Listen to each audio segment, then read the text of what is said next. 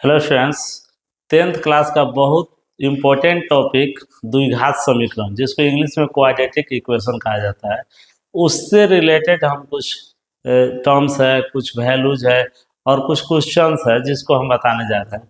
तो बाबू, सबसे पहले द्विघात समीकरण की हम बात करें तो द्विघात समीकरण का मतलब ये होगा जिसका घात 2 है, पावर 2 हो। घात को इंग्लिश में पावर कहा जाता है। तो उससे रिलेटेड हमने लिखा है कि अगर किसी चर या चर राशि का घात अगर 1 है तो उसे रैखिक बहुपद कहा जाता है। उसे कौन सा बहुपद कहा जाता है? रैखिक बहुपद। अगर घात 1 है तो रैखिक हो गया। अगर घात 2 है तो उसे कहा जाता है द्विघाती बहुपद। अगर घात 3 है तो ये त्रिघाती बहुपद है। तो बाबू, अगर हम पावर की ही बात करें तो अगर पावर 1 होता है तो रैखिक बहुपद हो गया, 2 होता है तो द्विघाती हो गया और 3 होता है तो त्रिघाती हो गया। कह रहा है निम्नलिखित में कौन रैखिक द्विघाती और त्रिघाती है? सिर्फ यहाँ पावर 2 है तो इसका नाम हो जाएगा द्विघाती बहुपद। पावर यहाँ 1 छिपा हुआ है, इसका नाम हो जाएगा रैखिक बहुपद। यहाँ पावर 3 है, 3 है तो त्रिघाती बहुपद, 3 है तो त्रिघाती बहुपद। यहाँ पावर 2 भी है और पावर 1 भी है, तो ज्यादा पावर 2 है, 2 है तो यहाँ द्विघाती। बाबू, यहाँ पर पावर 2 भी है और पावर 3 भी है, तो ज्यादा 3 है, इसीलिए इसका हो जाएगा त्रिघाती बहुपद। अब इससे रिलेटेड क्वेश्चन है कि द्विघात बहुपद का व्यापक रूप क्या होगा। बड़ा इंपॉर्टेंट क्वेश्चन है। तो इसका रूप होता है ax² plus bx plus c। लेकिन जब इसको समीकरण में चेंज कर देगा तो सेम आंसर रहेगा ax² plus bx plus c, सिर्फ लगा देंगे बराबर 0, बराबर 0।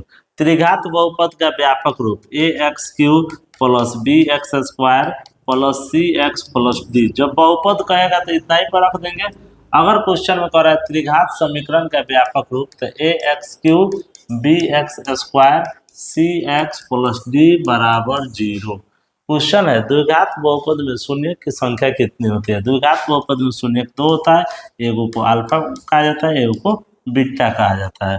तो बाबू, इससे रिलेटेड ये जो क्वेश्चन था एक बार और देखते हैं इसको कि घात 1 है तो रैखिक बहुपद, घात 2 है तो द्विघाती बहुपद, घात 3 है तो त्रिघाती बहुपद। अगर यहाँ पहचान करना है, पावर 2 है तो द्विघाती, 1 है तो रैखिक, 3 है तो त्रिघाती, 2 और 1 दोनों है तो ज्यादा 2 है, इसीलिए द्विघाती हो गया। यहाँ पे 2 और 3 दोनों है तो ज्यादा 3 है, इसीलिए त्रिघाती बहुपद हो गया। अगला क्वेश्चन था कि द्विघात बहुपद का व्यापक रूप क्या होगा। ax² plus bx plus c। द्विघात समीकरण का व्यापक रूप क्या होगा? ax² plus bx plus c और यहाँ बराबर 0। समीकरण आएगा तो बराबर 0 लगा देंगे। त्रिघात बहुपद का व्यापक रूप क्या होगा? ax³ bx² cx plus d। और जब यहाँ समीकरण की बात करेगा त्रिघात समीकरण का व्यापक रूप ax³ bx² cx plus d बराबर 0। त्रिघात बहुपद में शून्य की संख्या कितनी होती है? सॉरी, द्विघात बहुपद में शून्य की संख्या कितनी होती है? द्विघात बहुपद में शून्य की संख्या 2 होती है।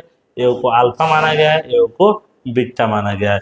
इससे रिलेटेड फॉर्मूला है कि अगर अल्फा प्लस बीटा मतलब शून्यकों का योग निकालना है तो -b/a फार्मूला होता है। अगर शून्यकों का गुणनफल निकालना है तो हमारे पास फार्मूला होता है c/a। अगर हमारा द्विघात बहुपद का व्यापक रूप देखें तो ax² plus bx plus c।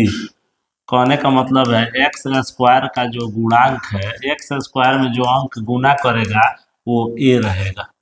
x का जो गुणांक है वो हमारा b रहेगा और अकेले जो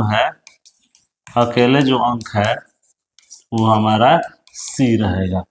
तो बाबू, क्वेश्चन है कि अल्फा प्लस बीटा बराबर -b/a, अल्फा गुना बीटा c/a और ax² plus bx plus c में देखें तो x² का गुणांक a होता है, x का गुणांक b होता है और अकेले जो अंक रहता है वो c होता है।